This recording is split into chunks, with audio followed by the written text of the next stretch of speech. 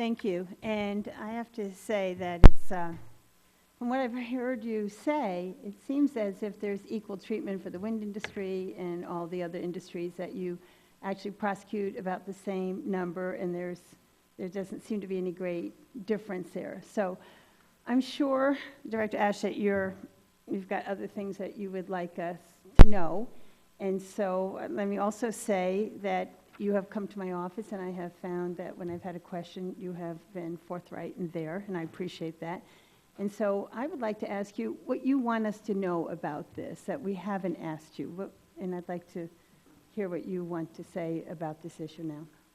Thank you, Congresswoman. I guess I would say on this general question of the Migratory Bird Treaty Act and the Bald and Golden Eagle Protection Act, I think we have an extraordinarily good record of what the Congress expects, which is common sense enforcement of the law, where we put our first priority on collaboration and communication with the affected industry, whether it's the oil and gas industry or the communication tower industry or the electric transmission industry or the renewable energy industry. That our first step is always to begin a dialogue with them and identify and define best management practices. Then, in the case of like the oil industry, the practices for oil pits are fairly simple. You put nets over the top of the oil pits. Enforcement then becomes relatively simple, and we usually do it in conjunction with other enforcement like easement-based enforcement, where we're flying over. It's pretty easy to see there's an oil and gas facility. The pit's not netted. We'll send our enforcement agents out.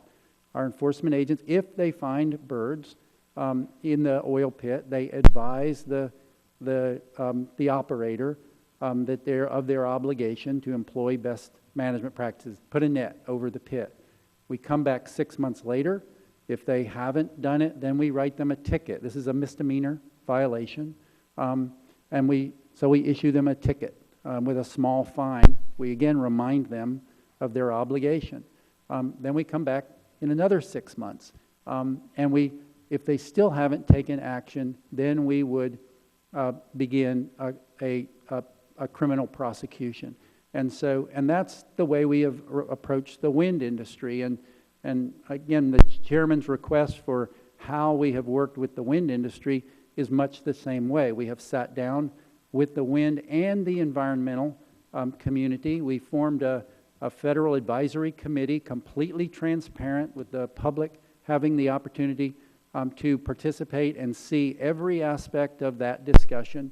And we sat down and we worked out voluntary wind guidelines for the industry to follow in the siting and the design and the construction and operation of wind facilities. So we have a practice, a best practice for the industry to follow. And so in the future, we'll know if a wind facility, as it's constructed, has followed that template or not. We'll know if they have a migratory bird conservation plan in place or not.